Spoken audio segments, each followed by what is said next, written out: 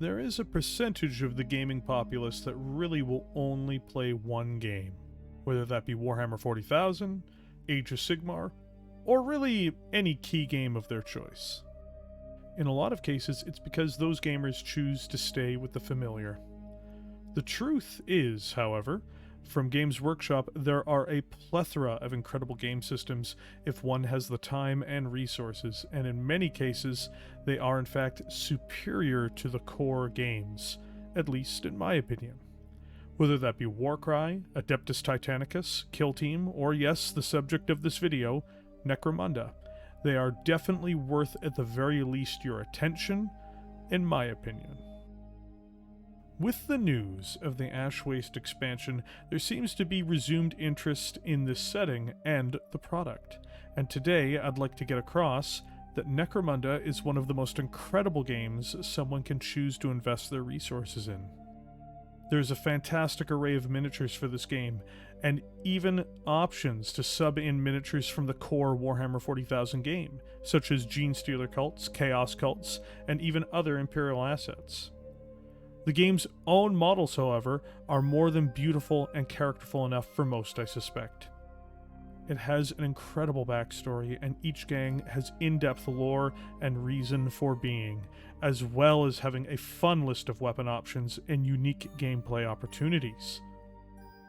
Goliath has strength, Escher has speed and poison, Khador has numbers, Dalak has stealth, Orlok is balanced, and Van Saar has elite technologies. Overall, it's an incredible system to partake in. It's great for a community of people to build a campaign around as well, mixing RPG elements inherently into the game over the course of a campaign.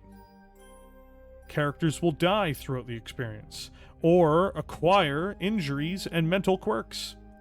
But equally so, they will gain experience and new equipment as they survive the brutal and deadly conflicts which emerge in their adventures in the Underhive.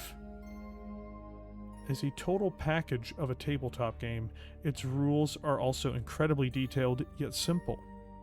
The system is incredibly balanced more than anything, if for no other reason it has alternating activations as the norm for the system's turns.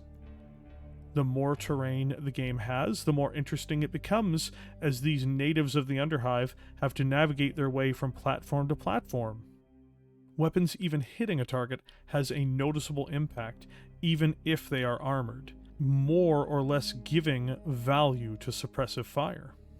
This is a short video, an overview, but I personally wanted to say this is an absolute incredible gaming experience to play, with a dedicated group of people. It's one of the highlights of my recent years in gaming that I got to experience, and I'm incredibly happy and grateful that I had the opportunity to do so.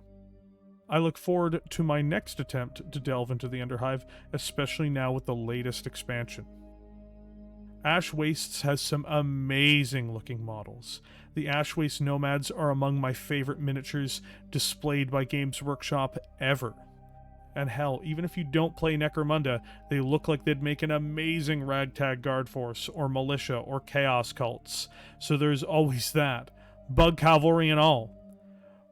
And that's to say nothing of the buggies or the enormous land train that we've seen on display.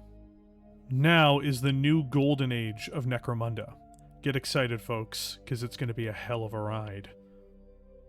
Thank you for joining me here today. If you enjoyed this content, please consider liking this video and subscribing to the channel. With that, I'll catch you in the comments section below.